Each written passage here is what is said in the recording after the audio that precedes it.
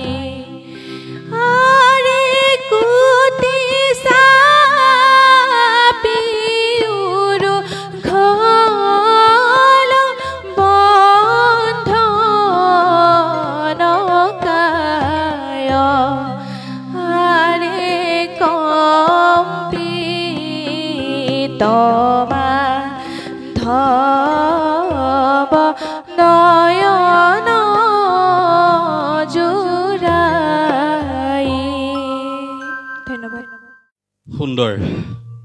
আচলতে আধ্যাত্মিকতাৰ অবিহনে কেতিয়াও আমাৰ সংস্কৃতিৰ যিখনত জগত সংস্কৃতিৰ জগত কেতিয়াও চহকী নহয় আৰু এটা কথা ক'বই লাগিব যে মহাপুৰুষ শ্ৰীমন্ত শংকৰদেৱ গুৰুজনা মহাপুৰুষ শ্ৰী শ্ৰী মাধৱদেৱ গুৰুজনা যিসমূহ অৱদান সেইসমূহ অৱদানেৰে অসমীয়া সংস্কৃতিৰ বৰঘৰ চহকী আৰু জাতি জীয়াই থকালৈকে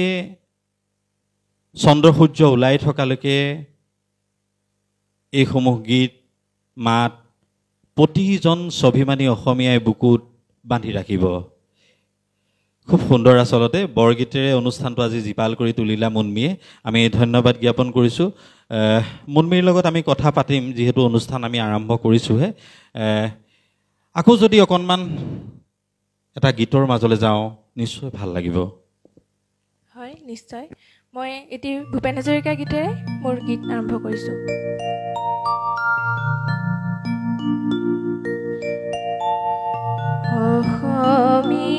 আইৰে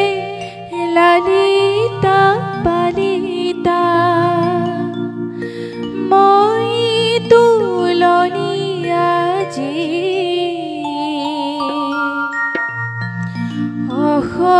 অসমীৰ সন্মান সদায় ৰাখিমে আৰু নকওঁ কি অসমী আইৰে লালিতা পালিতা মই তুলনি আজি অসমীৰ সন্মান সদায় ৰাখিমে আৰু নকওঁ কি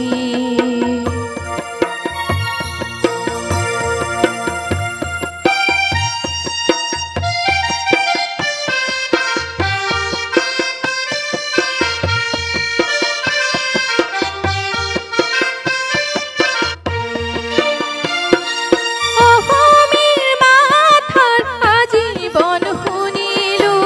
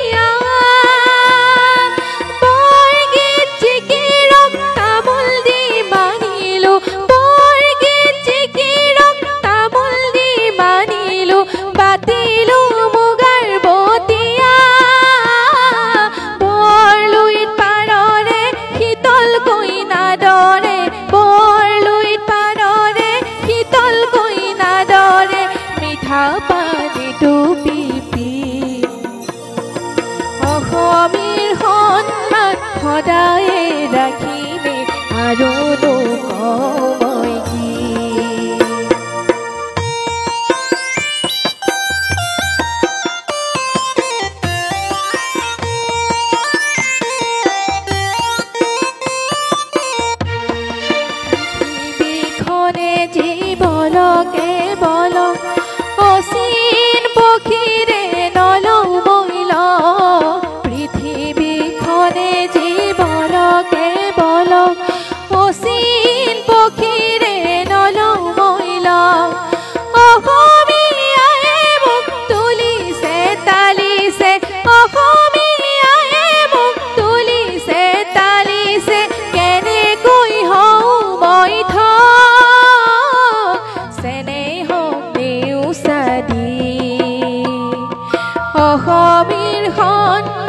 সদায় ৰাখিমে আৰু নকওঁ মই কি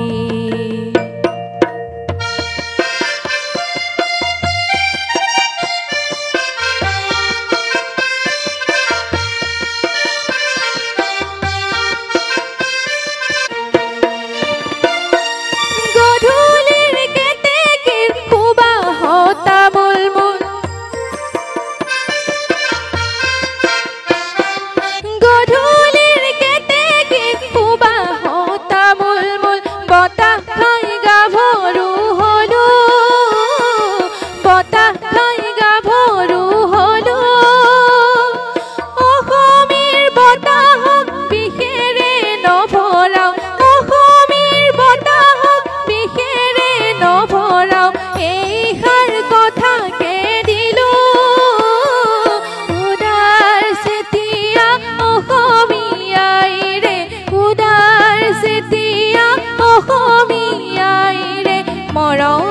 শপতে দি অসমীৰ সন্মান সদায় ৰাখিমে আৰু নকওঁ মই কি অসমী আইৰে লালিতা পালিতা মই তোলৈ আজি অসমীৰ সন্মান সদায় ৰাখিমে আৰু নকওঁ মই কি আৰু নকওঁ মই কি আৰু নকওঁ মই কি ধন্যবাদ ইমান সুন্দৰ গীত যেতিয়া শুনি থাকোঁ সঁচাকৈ আমনি নালাগে ভূপেন হাজৰিকাৰ যিসমূহ গীত সেই গীতসমূহ যেতিয়া কোনোবা নামঘৰতেই বাজক বা কোনোবা বিশেষ সভাকক্ষতেই বাজক মানুহৰ মন সঁচাকৈ চুই যায় আমাৰো মন চুই গৈছে আচলতে খুব সুন্দৰ ভূপেন হাজৰিকাৰ গীত গোৱাটো সহজ নহয় যথেষ্ট কঠিন তথাপিও তাৰ মাজত যে তুমি ভূপেন হাজৰিকাৰ গীতটো ইমান সুন্দৰকৈ গাইছা তোমাক ধন্যবাদ জ্ঞাপন কৰিছোঁ মই মুনমীৰ কাষলৈ আহিছোঁ অকণমান মুনমী ঘৰ কোন জেগা তোমাৰ মোৰ ঘৰ হাৱাজান বৰঠেকৰাবাৰী হাৱাজান ঘৰত কোন কোন আছে মা দেউতা ভণ্টি মা দেউতা ভণ্টি তুমি ইমান ধুনীয়াকৈ তুমি প্ৰথমে এটা বৰগীত গালা বৰগীতটোৰ পিছত সংগীত সূৰ্য ভূপেন হাজৰিকাৰ দেৱৰ এটি কালজয়ী গীত খুব সুন্দৰকৈ গালা নিশ্চয়কৈ এইকাৰণেই আমি সুধিছোঁ যে ভূপেন হাজৰিকা দেৱৰ গীতেই হওক বা গুৰুজনাৰ বৰগীতেই হওক অনুশীলন নোহোৱাকৈ গোৱাটো কিন্তু কঠিন তুমি কেনেদৰে অনুশীলন কাৰ গুৰিত কৰিছা বা কেনেকৈ কৰিছা গীতসমূহৰ চৰ্চা হয় মই মানে যেতিয়া সৰু আছিলোঁ ক্লাছ 1-2 মানত মানে মোৰ পাপাৰ মানে একদম পূৰা আগ্ৰহ মানে মোৰ ছোৱালীজনী এনেকৈ ডাঙৰ হ'লে গান গাব তো সৰুতে মানে ছাৰজনৰ নাম মই ল'বই লাগিব দুৰ্লভ ছাৰে ঘৰলৈ আহে মোক আবেলি সদায় মানে বৰগীত লোকগীত হওক তেনেকুৱা সৰু সৰু সকলো মানে চাৰিগামা পাপা আৰম্ভ কৰি তেওঁৱে মোক শিকাইছিলে তাৰপিছত এই দীপেন ছাৰহঁত আমাৰ ঘৰলৈ যায় গান শিকায় তেনেকৈয়ে মোৰ ষ্টাৰ্ট কৰা হৈছিল কেতিয়াবা মঞ্চ অনুষ্ঠান কৰিছানে মঞ্চত গীত পৰিৱেশন কৰিছানে হয় নিশ্চয় কৰিছোঁ বহাগ যোৱাৰ বেছি দিন হোৱাই নাই বহাগৰ মঞ্চ এইবাৰ ক'ত ক'ত গীত পৰিৱেশন কৰিলা আমাৰ অঞ্চলতে এই সৰু সুৰা ঠাইতে আগবাঢ়ি গৈ আছোঁ এনেকৈয়ে নিশ্চয়কৈ আমিও কামনা কৰিছোঁ তুমি আগুৱাই যোৱা, ভাল ভাল গীতবোৰ ৰাইজক উপহাৰ দিয়া। ভাল গীত মানে কোনবিলাক গীতৰ কথা কৈছোঁ? যিসমূহ গীত চিৰসেউজ গীত, চিৰসেউজ গীতসমূহৰ অতীতৰ শিপাডাল থাকে। সেই অতীতৰ শিপা থকা পুৰণি গীতসমূহ গালে নিশ্চয়কৈ